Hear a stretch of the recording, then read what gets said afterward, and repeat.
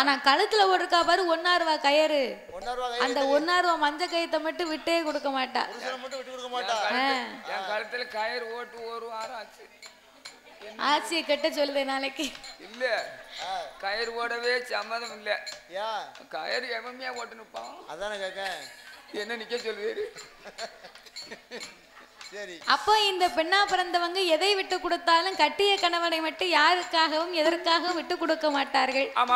அதாவது அந்த காலத்துல பெண்களுக்கு தாலி என்பது வேலை மாறி. கண்டிப்பா. அப்போ ஆனா இப்போ தாலி என்பது உங்களுக்கு தான் வேலை மாறி. அப்படியா? பிறகு ஏன் தெரியுமா? அந்த காலம் அடிச்சாலும் பிடிச்சாலும் தாய்மார்கள் எல்லாம் கட்டிய கணவனே கண்கண்ட தெய்வம், கல்லானாலும் கனவே புல்லானாலும் பூமாம்னு நின்னாங்க. ஆனா இப்போ அப்படி கிடையாது. இப்போ ஏன் உங்களுக்கு தாலி என்பது வேலை மாறி தெரியுமா? நீங்க ஒரு குவாட்டருக்கு கூட ஒரு குவாட்டர் அடிச்சிட்டு உங்களுக்கு நிகர் இல்லாம நல்ல தண்ணிய போட்டுட்டு தூக்கி அடிக்கவும் பிடிக்கவும் தூக்கி போட்டு மிதிக்கவும் சேட்டை பண்ணுனா பக்கத்து வீட்டுக்காரன் கேட்டா ஏன் பொண்டாட்டியே நான் அடிப்பேன் உனக்கு என்னலன்னு கேட்க வேண்டியது. அப்ப இந்த அம்மா என்ன செய்வா தெரியுமா? அந்த தாலி போட்டிருப்பா பத்தியா? ஆமா, அது 1000 காலத்து பயிர் அப்படின்னு பெண்கள் சொல்லுவீங்க. ஆமா, எங்களுக்கு என்னது மயிரா அப்படின்னு நான் சொல்லல. அப்போ நீங்க நெகர் இல்லாம இப்படி அடிச்சு பிடிச்சு சேட்டை பண்ணினா நாங்க என்ன செய்வோம் தெரியுமா? நேர மகளிருக்கு போய் ஐயா அதிகாரி என் வீட்டுக்காரன் பண்ணாத சேட்டெல்லாம் வீட்டுல பண்ணுதான், அந்த பையில காப்பு போட்டு கூட்டிக்கிட்டு கொண்டு உள்ள வச்சு நல்லா அவனை அடிச்சு மிதிச்சு அவன் நக்கைய கலத்தி குதிங்கால் நரம்ப உருவி விடுங்க. எடுத்துருங்க, குதிங்கால் நரம்ப உருவிருங்க. நடக்க முடியாம தண்ணிய போட்டு வந்து என்ன விடிய விடிய தூங்க விட மாட்டேங்கான். நேரம் பேரும் பேசிட்டு இருக்கான், சண்டை எடுக்கான். மகளிருக்கு போனா ரொம்ப ஸ்ட்ராங்கா இருக்கும்ல, அதுக்குத்தான் நீங்களே அடிச்சு போட்டுற. அப்போ அதிகாரிட்ட உன்னை பிடிச்சு கூட்டு போயிட்டாங்கன்னு வைக்கி, பிறகு உன்னை ரொம்ப அடிச்சுட்டாங்கன்னு வச்சுக்க, தாய்மார்களுக்கு மனசு கேட்காது.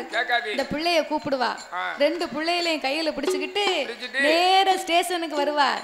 ஐயா நான் தான் கம்ப்ளைண்ட் கொடுத்தேன், கோவத்துல கொடுத்தது வாஸ்தவம் தான், நான் போட்டிருக்கேன் பாருங்க கழுத்துல கயிறு, இந்த பெயலை நம்பி போட்டிருக்கேன், இந்த நிக்கி பாருங்க இந்த 2 பிள்ளைய, அப்பம் இல்லாத பிள்ளைன்னு நாளைக்கு யாரும் பேசக்கூடாது. அதனால என் பிள்ளைக்காக இவனை வெளியே விட்டுருங்க ஐயா. அப்படியா? என் பிள்ளைக்காக இந்த பையனை வெளியே விட்டுருங்கன்னு சொன்னா அதுக்கு பிறகுதான் இந்த தாலியை பார்த்து தான் அவங்க விடுவாங்க. நீ அப்பல சொன்ன கொண்டு பிடிச்சு போய் 4 குடுப்பு கொட்டுன்னு சொன்ன, இப்போ வந்து புருஷனை விடுன்னு சொல்லிட்டு ஸ்டேட்மென்ட் வேற எழுதிட்டேன். பேர் போட்டாச்சின்னு முடிஞ்சு அவனை பயங்காட்டி வைக்கத்தானே கொண்டு வந்தேன். நாளைக்கு இனிஷியலுக்காவது வேணும்ல, படத்துல மாதிரி இனிஷியலுக்காக ஒண்ணு வச்சிருக்க அப்படின்னதுனால அதுக்காவது வேணும் விட்டுருங்க ஐயான்னு தாலியை காட்டி இந்த பிள்ளைய காட்டினா விட்டுருவாங்க. அதான் இப்போ உங்களுக்கு தாலிங்கிறது வேலி மாதிரி. அதனால என்ன அத்தா மேல ஒரு சுண்டு விரல் கூட படக்கூடாது, அவரை அப்படியே அணைச்சு கூட்டிக்கிட்டு வாங்கினாரு. இவரோட எனக்கு காலம் பூரா இதே தொல்லையா போச்சு. கொண்டவன் ஏழையா கொடுத்தவன் ஏழையாம்பாங்க, நான் கொடுத்தவன் தான் ஏழை, உனக்காக நான் போய் அத்தானை கூட்டிட்டு வரேன் அப்படின்னு கண்ணபுரான் இப்படியே போன அரக்க நம்மளை எப்படியாவது எரிச்சிருவான். யாருக்கும் தெரியாதபடி வேறு ஒரு ரூபம் எடுத்து போக வேணும் என்று என் பெருமான் என்ன ரூபமாகி வருகின்றார் தெரியுமா? ஆடுமைக்கும் மாயல் போல அச்சுதேனோ வடிவம் கொண்டார், கண்டுமைக்கும் கோனார் போல கண்ணனுமே வடிவம் கொண்டார், பசுமைக்கும் நம்பி போல நம்பி போல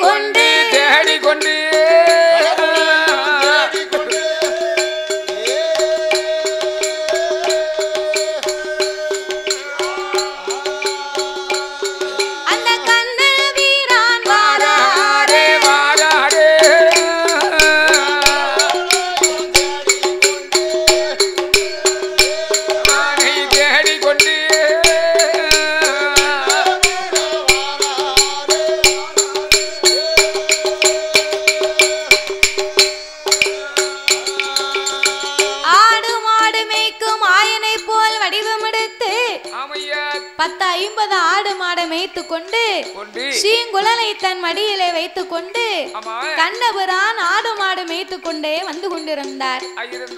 ஆயர்வாடியில் இருந்த ஆடு மாடு மேய்த்து கொண்டு வந்தவர் ஆயர்வாடியை தாண்டி யமுனையாற்றாம் நதிக்கரையை தாண்டி ஒரு பூங்காவன தோட்டத்தை கண்டார்.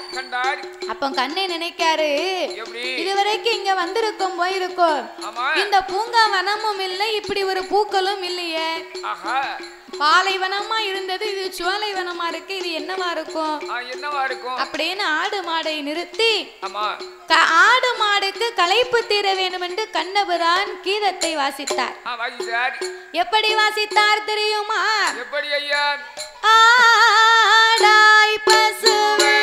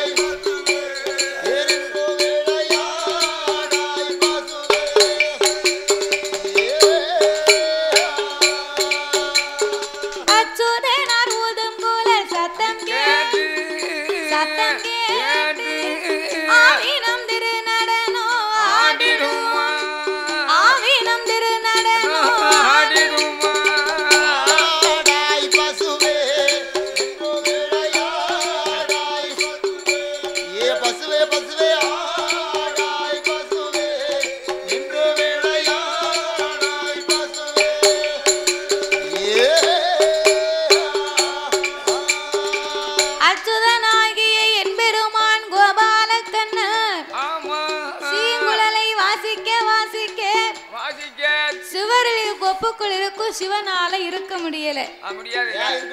ஏன் இருக்க முடியலன்னா, இசைக்கு மயங்காதவர்கள் இந்த உலகத்திலே யாவரும் இல்லை. இசைக்கு மயங்கவில்லை, ஆனால் அவன் மனிதனும் இல்லை. அப்ப இந்த ஆண்டவே நடன பிரியன் நடராஜ பெருமாள் இல்லையா, இந்த இசையை கேட்டு தன்னை மறந்து சுதி தவறாமல் செவ்வரளி கொப்பில் இருந்து ஆடுகின்றார். அப்படி ஆண்டவன் ஆடும் போது எப்படி ஆடினா தெரியுமா? சாமி தித்தி மிதி மிதி மிதி மியன சிவனும் ஆடவே, தித்தி மிதி மிதி மிதி மியன சிவனும் ஆடவே, ஆதி சிவனும் ஆடவே, சிவனிருக்கு அரளி கொப்பு, அந்த சிவனிருக்கு அரளி கொப்பு ஒன்று மாடவே,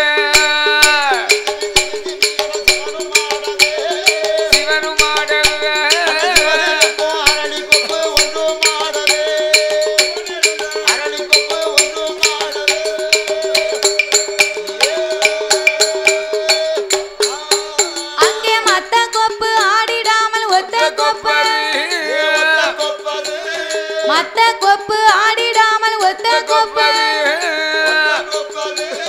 ஒத்த கொப்பு தத்தரிகிடம் தரிகிடம் என.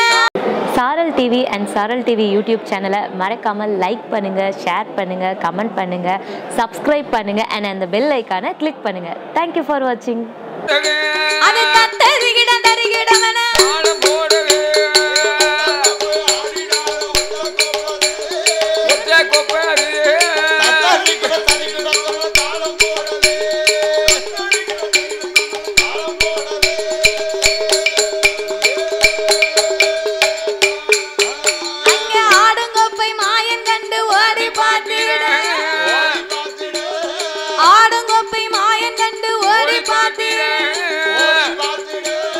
ஓடி பார்த்தீர்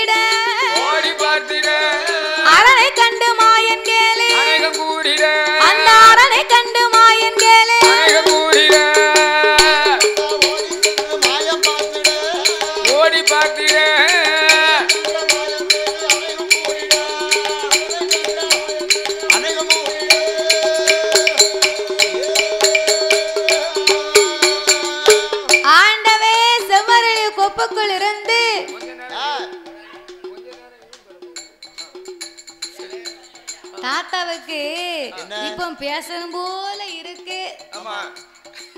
அது இறங்கல. சரி இருக்கட்டும். அச்சுதனாகி என்பெருமான் செவ்வரளி கொப்பு ஆடுவதை கண்டு எல்லா கொப்பும் சும்மா நிக்கு. இந்த செவ்வரளி கொப்புக்கு மட்டும் இருக்க முடியல. தன்னை மறந்து அங்க இங்கே ஆடுது அசையுது. ஒருவேளை சிவன் உள்ள இருப்பாரோ? சரி ஒரு சத்தம் கொடுத்து பாப்போமே.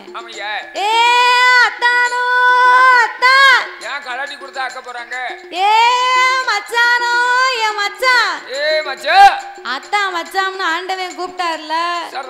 செவ்வரளி கொப்புக்குள்ள இருக்கும் சிவனுக்கு இருக்க முடியல. உடலை பெரட்டுது. ஒருவேளை அரக்கன் தான் நம்மள அத்தா மச்சான்னு கூப்பிடுதானோ? என்றா ஆண்டவன் அரக்கன் என்று கொண்டு என்ன அத்தான் என்று சொல்லாதே, அத்தான் என்று சொல்லாதே, ஏ அறிவு கட்ட வல்லரக்கா மச்சான் என்று சொல்லாதே, ஏ மானங்கட்ட வல்லரக்கா அத்தாமனு சொல்லாத அறிவு கட்டாரக்கா மச்சாமனு சொல்லாத மானங்கட்ட வல்லரக்கா உனக்கு நான் என்னடா வேணும், எனக்கு நீ என்னடா வேணும் அப்படின்னு உள்ள இருந்து ஆண்டவன் குரல் கொடுத்தார். கண்ணே மூக்கு மேல கையா நின்னு சிரிக்காரு. ஐயோ பைத்தியார மனுஷன் அரக்கம் நினைச்சுலாம் உள்ள போய் இருக்காரு. இவர் செவ்வரளி கொப்பை விட்டு வெளியிறங்கி வரணும்னா அன்று செய்த லீலையை இன்னைக்கு நம்ம எடுத்து சொல்லணும். இவர் குட்டம் உடைக்கணும், நம்ம கூடையில அல்லணும் என்று கடவுளை பார்த்து கண்ணபிரான் கேலி பேசுகின்றார். எப்படி? அன்று தில்லை அம்பலத்தில் ஆடி நின்றவா, அன்று தில்லை அம்பலத்தில் ஆடி நின்றவா, ஏத்தா ஆடி நின்றவா, நீங்க அரக்கனுக்கு தான் பயந்து, நீங்க அரக்கனுக்கு தான் பயந்து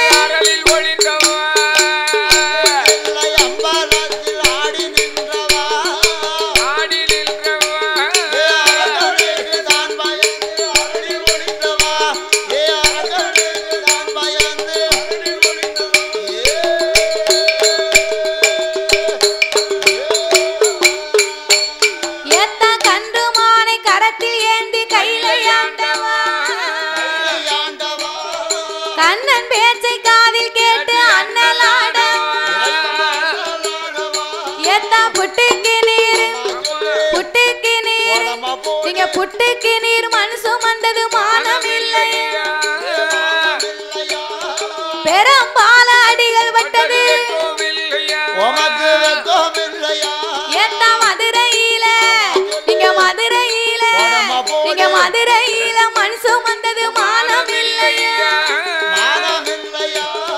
மன்னன் கையால் அடிகள் பட்டது வெக்கம் இல்லையா, எத்தா எத்தி செய்யும் காலம் உமக்கு இதே தொல்லையா, உமால காலம் பூரா இதே தொல்லையா போச்சு. எவன் கேட்டாலும் வரத்தை அள்ளி கொடுத்துட்டு சிரிச்சவன் கையில சீனி அள்ளி கொடுத்த மாதிரி இரு வரத்தை கொடுத்துட்டு கொடுத்துட்டு இப்படி நிக்கிற நான் வந்தாத்தான் உம்மை காப்பாத்த முடியுது. சீனி அள்ளி கொடுத்தாரு. அச்சிவெல்லம் சக்கரை இருக்கு தெரியுமா? அச்சிவெல்லம் சக்கரை அதை கொடுக்காம போனாரு. அது கொடுத்தா என்ன ஆகும்? கொடுத்தா கூட விட்டு பாயாசம் வைக்கலாம். ஏத்தா எத்தி செய்யும் காலம் உமக்கு இதே தொல்லையா, உமால இதே தொல்லையா, நீங்க இறந்து ஓட்டி வாங்கி உண்டது இழப்பும் இல்லையா, நீங்க இறந்து ஓட்டி வாங்கி உண்டது இழப்பும் இல்லையா,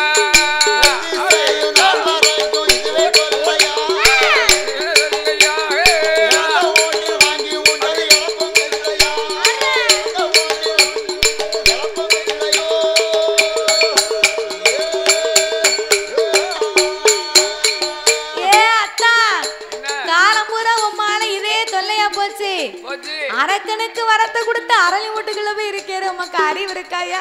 அறிவு இருக்காயா? ஏ மச்சான், மதுரையில மதுரையில வந்து பாண்டிய மன்னை ஆண்டு வந்த காலத்துல மழை பெய்து வெள்ளம் பெருக்கெடுத்து வைகை நதி அணை உடைத்து வந்ததா. அப்ப அந்த அணையை அடைக்க முடியாம பாண்டிய மன்னை நாட்டு மக்களுக்கு எல்லாம் ஒரு உத்தரவு போட்டார்.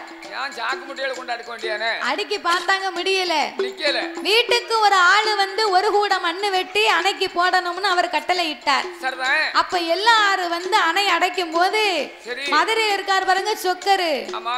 நமக்காகத்தானே நம்ம மக்கள் எல்லாம் கஷ்டப்படுறாங்க. அதேதான். நம்ம போய் ஒரு கூட மண்ணை வெள்ளி அடி போட்டு வருவோம் அப்படின்னு சிவபெருமான் ஒரு கிழவை மாறி வடிவம் கொண்டு வேலைக்கு ஆளு வேணுமோ வேலைக்கு ஆளு வேணுமோன்னு கூடையை தூக்கிட்டு வந்தார். அங்க ஒரு கிழவி வரக்கூடிய மக்களுக்கு புட்டை வச்சு வியாபாரம் பார்த்துக்கிட்டு இருக்கா.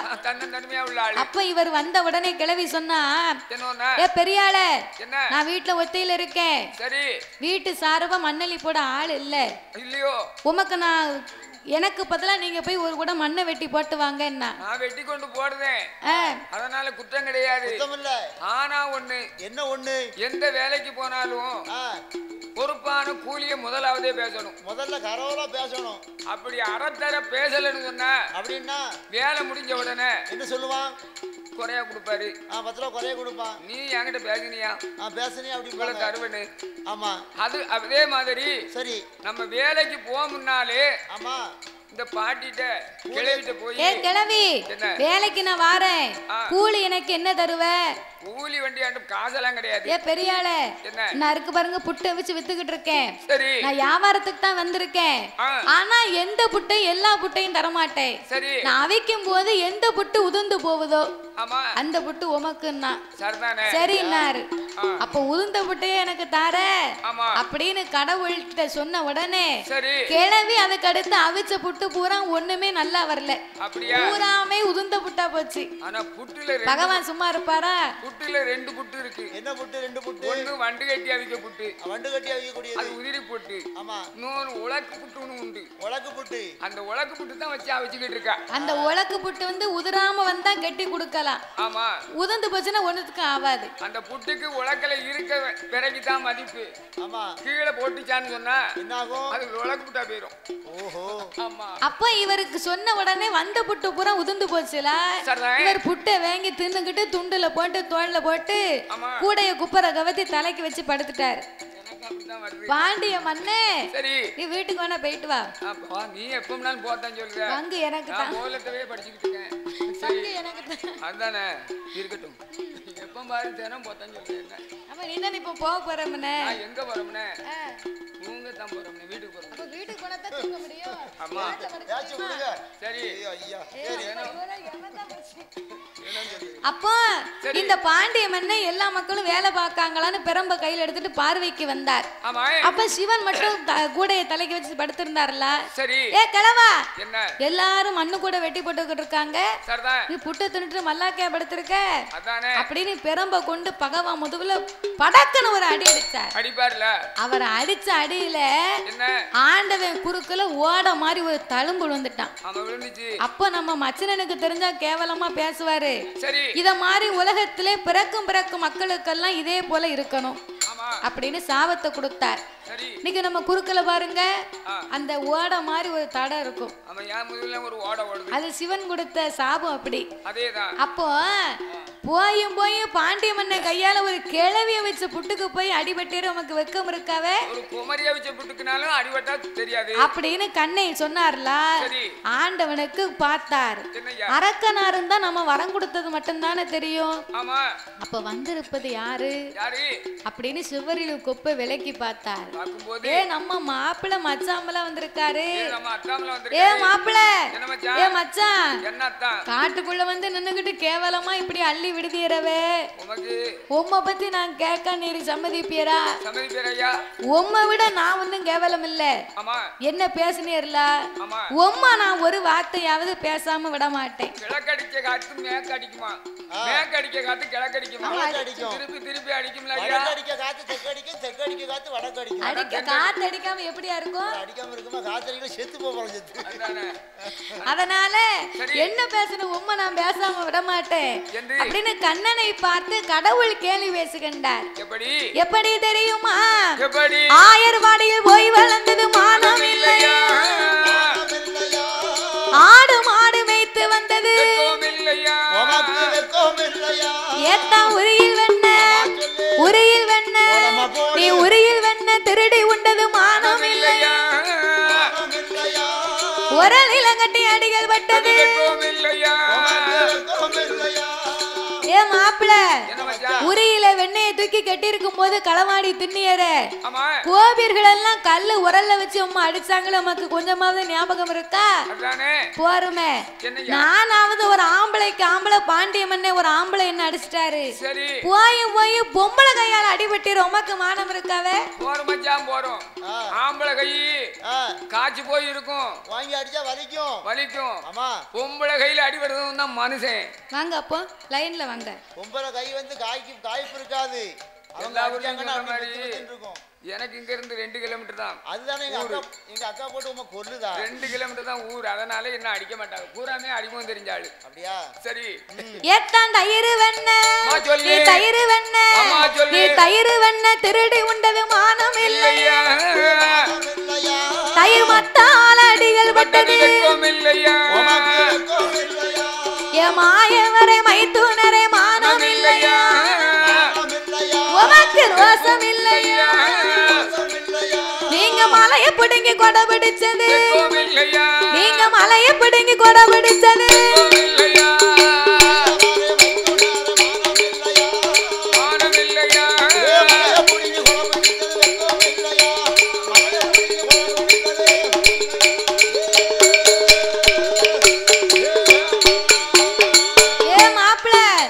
உம்மை பத்தி நான் பேசுனேன் என்னைய பத்தி நீர் பேசுனீரு அதெல்லாம் இருந்துட்டு போட்டோம்யா நமக்கு நேரம் இல்ல அரக்கம் பின்னால என்ன விரட்டி வாழ நீங்க தான் போய் அரக்கனை வத முடிக்கணும் நான் போனோமா உம்மத்தாயா நம்பி இருக்கேன் மச்சனம் பலம் இருந்தா மலையேறி பிழைக்கலாம்னு சொல்லுவாங்க மாப்பிள்ள உம்மத்தான் மலையா நம்பி இருக்க என்ன கை விட்டுறாதங்க போய் அரக்கனை வத முடிச்சிட்டு வாங்க அப்படின்னாரு நான் போய் அரக்கனை வத முடிக்கணுமா ஆடு மாடை யாரு அமைப்பா நீயா நீ மாடு மேய்க்க கூட லாய்க்கலையா மாப்பிள்ள மாடு மேய்க்க சரியில்லையா அதாவது ஒழுங்கா மேய்ப்பேன் சரி மாடு மேய்ச்சி கட்டிட்டு வரும்போது சனிக்கிழமை அன்னைக்கு பத்திருவேன் சந்தைக்கு கொண்டு வித்துட்டு குவார்டர் வாங்கி குடிக்க ஆமா எந்த ஒரு சந்தைக்கு சனிக்கிழமை சந்தைக்கு நயினாரத்துல கண்டையத்துக்கு வித்து ஏம்பாடி செலவு பண்ணுவேன் சரி அதனால மாடு மேய்க்க உம்மை நம்பி ஒப்படைக்க முடியாது நீர் எங்கனையும் போய் படுத்துக்கிட்டு வேற நான் எப்படி கொடுக்க முதல்ல இப்படி நின்னா என் ஆடு மாடு உம்மை கிட்ட வராது ஆனை தோல் போர்வை புலித்தோல் ஆசனம் சரி ஆனை புலி நிக்கணும் ஆடு மாடு கிட்ட வராது கழுத்துல கருநாகம் போட்டிருக்கே நான் எப்படி நிக்கணும் அத மாதிரி நீங்க வேஷம் போடணும் அப்ப ஒரு சேலையும் ஒரு ஜாக்கெட்டு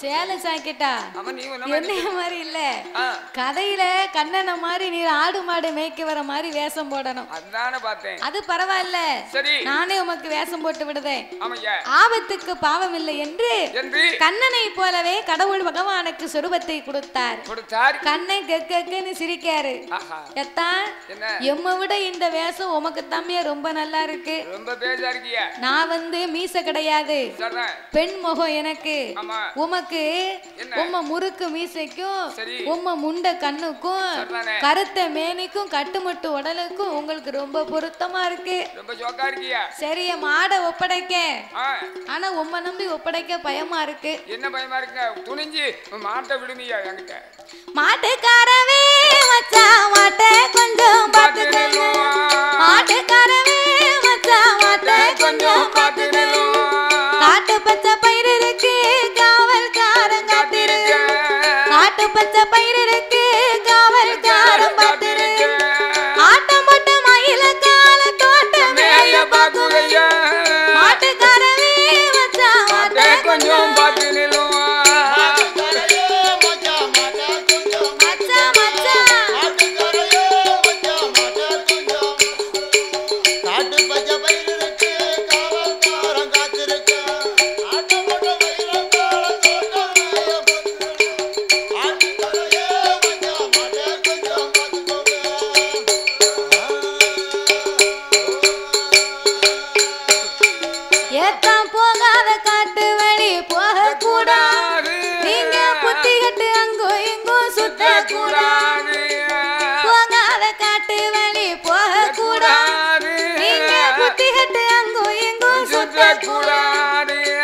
மாட்டை விட்டு வனத்தில் படுத்து தூங்க படுத்து தூங்க கூடாது மற்றவர்களை பார்த்து கேலி பேசக்கூடாது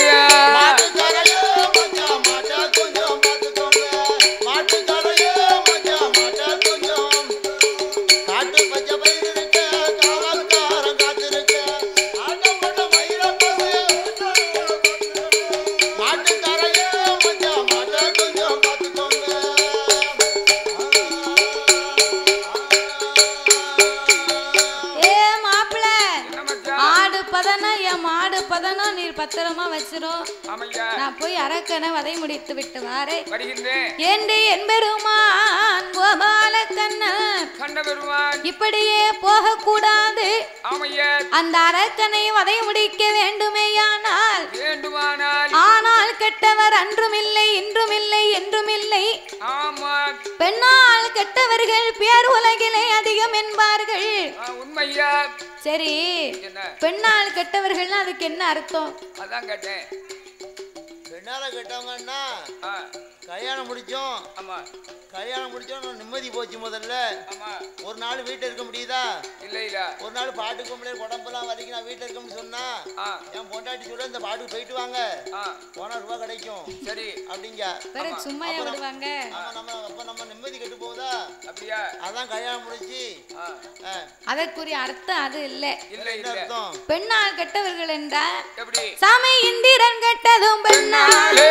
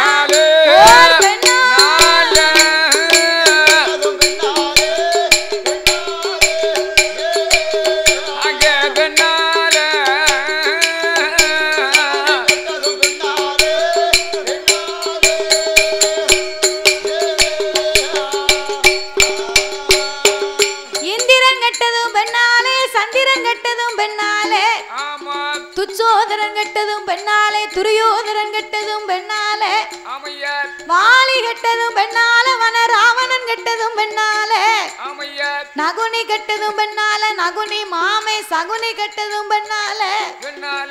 இவங்க எல்லாம் ஏன் கெட்டாங்கன்னா பெண்ணால கெட்டான் பெண்ணால கெட்டாம்னு சொல்லுவாங்க. பெண்ணை தொட்டா அவன் கெட்டான் அவ்வளவுதான் கணக்கு. அதனால இந்த மோகினியாக வடிவங்களை எடுத்து மோகம் கண்ட அரக்கனை நாமல் எரிக்க வேண்டும் என்று வல்லரக்கனை வதை முடிக்கணுமானா நாமல் மோகினி அவதாரம் எடுத்து போக வேணும் என்று எடுத்தாரே ஒரு சொரு எடுத்தாரே ஒரு சொரு என் பெருமா கோபா மோகினி வடிவங்கோன் மோகனனு வாரா உச்சியில இருந்தல்ல புல்லாங்கல் பாதவன் தங்கத்தால் அலங்கரித்து என் பெருமான் எடுத்தான் ஒரு மோகினி அவதாரம்.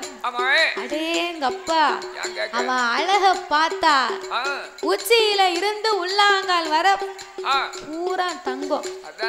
நம்மள மாதிரி கவரிங்கா போடுவா அவ போடுறது பூரா தங்கம். நீ போட்டுக்கிறது கவரிங்கா போ பிறகு பளிச்சுன்னு இருக்கு. பளிச்சுன்னு இருக்குன்னா பிறகு முக்கி போட்டுக்கிட வேண்டியதான். அந்த தங்கத்தை உனக்கு போட்ட உடனே அந்த தங்கத்துக்கே மதிப்பு இல்லாம தங்கத்தை நான் போட்டா ஏன் மதிப்பு குறையும்? நீ வெள்ளை வெள்ளையே இருக்கு பாத்தியா? தங்கமும் பளபளன்னு இருக்கா? இல்ல தாத்தா சொன்ன மாதிரி தங்கம் வந்து செவத்தவங்களுக்கு போட்டா நல்லா இருக்காது, கருப்பா இருக்கவங்களுக்கு போட்டா ரொம்ப நல்லா இருக்கும். கருப்பா தான் இருக்கா? போகும்போது கழட்டி தந்துட்டாங்க. கொண்டு போ இதே எங்க அம்மா போட்டு விட்டா நான் அதை ஷூட் பண்ணிட்டு வந்துட்டேன். நான் கருப்பா தானே இருக்கேன், ஏன்ட காட்டி கொடுங்களேன். உன் பேக்கில் தான் 2 இருக்குல்ல. என்னது செயினு? அது கொஞ்சம் வெளுத்து போச்சு. அப்ப அதை முக்க கொடு. அப்படியா? சரி. ரொம்ப முக்காத. முக்கல. அப்ப இந்த மோகினி உச்சியில இருந்து உள்ளாங்கால் பாத வரைக்கும் தங்கத்தினால் அலங்கரித்து மாயவன் கோபால கண்ணன் பெருமான் ஏ பெண்ணுக்கு பெண்ணழகி பெண்ணுக்கு பெண்ணழகி பேடையின் மயிலழகி கண்ணுக்கு கண்ணழகி காது முக்கு வடிவழகி மூக்கழக மொழியழகா முகத்தினோட திருவழகா செக்கேசி வப்பழகி செக்கேசி வப்பழகி அவன் செந்தூருக்கு பட்டழகி செக்கேசி வப்பழகி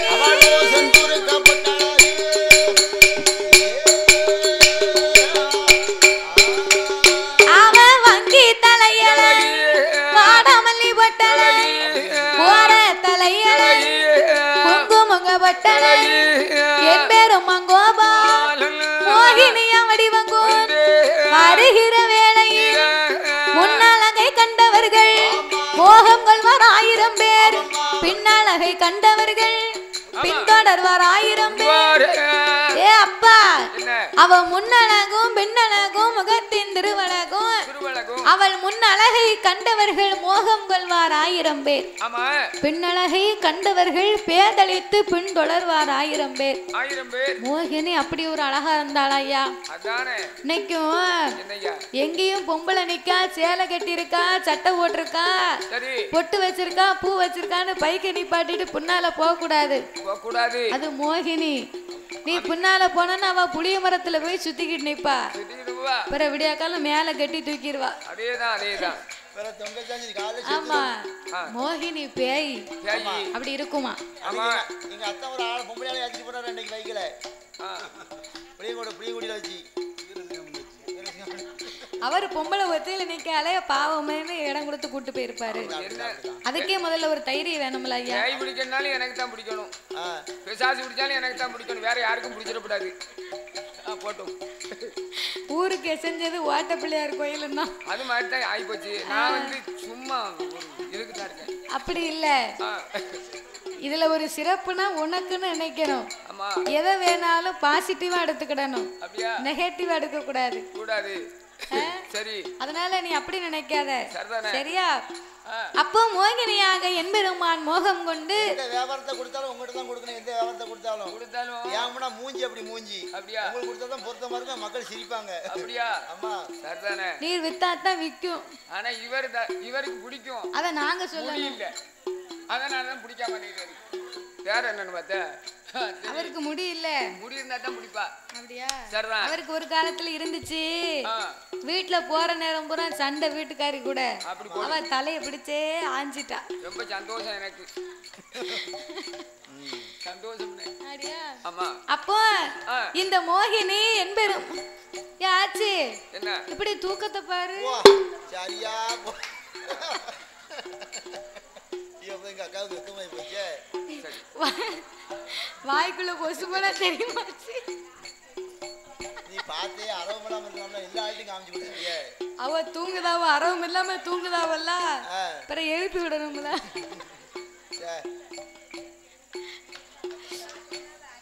சரி சரி நீங்க தூங்குங்க. நீங்க நம்ம படுத்து தூங்க, உட்கார்ந்து தூங்க நல்லா இல்ல, படுத்துங்க. தூங்குதவங்கள நம்ம தப்பு சொல்லக்கூடாது தாத்தா. கண்ணை முழிச்சுக்கிட்டே இருக்கவங்க கூட கதையை விட்டுருவாங்க, கண்ணை மூடிக்கிட்டே இருக்கவங்க கதையை கவனமா கேட்பாங்க. இது என்ன அநியாயமா இருக்கு? கண்ணை மூடிக்கிட்டு தான் கதையை எப்படி கேட்க முடியும்? இப்போ இவங்க எல்லாம் கண்ணை முழிச்சு நம்மள பாக்காங்கன்னு வையி, தாத்தாவை பாக்காங்க, என்னைய பாக்காங்க, ஒன்னைய பாக்காங்க. பார்க்கும்போது ஒவ்வொருத்தங்களும் ஒவ்வொரு மாதிரி நினைப்பாங்க. என்ன நினைப்பாங்க? உன்னைய பார்க்கும்போது ஒண்ணு தோணும், என்ன பார்க்கும்போது என்ன நினைக்க போறாங்க? கொடை அடிக்க தம்பிக்கு 22 வயசு இருக்குமா அப்படி நினைப்பாங்க. கொடை அடிக்க தொம்பியா? வேற தொம்பின்னு சொல்லாட்டா? ஆமா, அதுல பக்கத்துல ஒரு அக்கா சொல்லுவாங்க, நீ சும்மா இருந்தாயி, அவருக்கு 22 வயசு இருக்காது, 20 வயசு தான் இருக்கு. அந்த பையன் சின்ன பையன். ஆமா அப்படிம்பாங்க. அப்ப தாத்தாவை பார்க்கும்போது ஒண்ணு நினைப்பாங்க, தாத்தாவை பார்க்கும்போது 85 வயசு இருக்குமா இந்த மனுஷன், அவங்களுக்கு வயது குறையணுமா எனக்கு கூடணுமா? 2 பேர்ல வயசு யாருக்கு கூட இருக்கு நீங்க சொல்லுங்க பாப்போம். 85 வயசுக்கு இந்த மனுஷன் அப்போ உன்னைய பார்க்கும்போது ஒண்ணு நினைப்பாங்க, தாத்தாவை பார்க்கும்போது ஒண்ணு நினைப்பாங்க.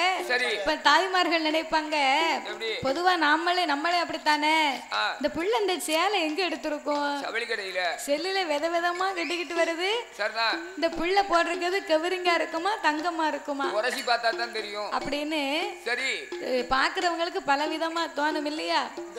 முகம் இப்படி பளபளன்னு இருக்க, ஒரு நாளைக்கு 5-6 வாட்டி பீஸ் வாஷ் பண்ணுவாளோ? பீஸ் வாஷ் இல்லையா, அது ஃபேஸ் வாஷ். ஃபேஸ் வாஷ் நமக்கு என்ன தெரியுது? அப்போ பார்க்கும்போது சிந்தனைகள் மாறும். ஆனா கண்ணை மூடிக்கிட்டே இருக்காவோ ஆட்சிக்கு காது வழியா உள்ள போகும். அப்போ அத மாதிரி நீங்க ஒரு கண்ணுக்கு தூங்குங்க, நாங்க ஒரு கண்ணுக்கு படிக்கும். அப்ப சாமி இப்ப பிறந்துருவாரு. பேர்பட்ட அழகான ஆளா இருந்தாலும் உட்கார்ந்து தூங்கணும்னா அந்த முகத்தை மாத்திரும், அசிங்கப்படுத்திரும். அதேதான். அதனால படுத்து தூங்கணும்னா அப்படி படுத்து தூங்கினாலுமே ஆள் வாய் ஆணு பழந்துட்டு கண்டிப்பா ஒருத்தர் தூங்க. அப்ப எம்பெருமான் கோபால கண்ணன் யாரும் காணாத மோகினி பெண்ணாக வடிவத்தை எடுத்து அரக்கன் வரும் காட்டு வழியாக வழி நடந்து வரும்போது அவ வரும்போது மேல அடிக்கி பாரு வாசனை, சாந்து சவ்வாது புனுகு சந்தனம் எல்லாம் மணக்க செல் செல் செல் செல்னு அவ காலில் போட்டிருக்க சலங்க அவ நடந்து வாரதுக்கும் அவ சலங்க ஓசைக்கும் அவ மேல வீசக்கூடிய வாசத்துக்கும் மோகினி எப்படி வருகிறாள் தெரியுமா?